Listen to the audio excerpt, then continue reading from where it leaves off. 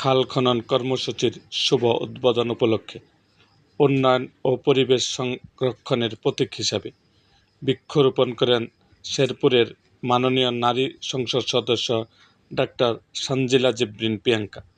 এ সময় তিনি বলেন, খাল খননের মাধ্যমে যেমন জলাবদ্ধতা নিরসন, কৃষি উৎপাদন বৃদ্ধি ও মানুষের জীবনমান উন্নয়ন সম্ভব হবে, তেমনি বৃক্ষরোপণের মাধ্যমে পরিবেশের ভারসাম্য রক্ষা ও সবুজ শেরপুর গড়ে তোলা যাবে।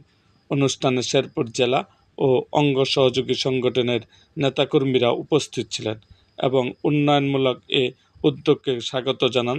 স্থানীয় জনগণ এ কর্মসূচিকে সাধুবাদ জানিয়ে মাননীয় সংসদ সদস্যের প্রতি কৃতজ্ঞতা প্রকাশ করেন। এরকম আরও ভিডিও পেতে আমাদের মুক্তাগাছার ইতিহাস মিডিয়া ইউটিউব চ্যানেলটিকে সাবস্ক্রাইব করুন এবং পাশে থাকা বেল আইকনটি বাজিয়ে দিন।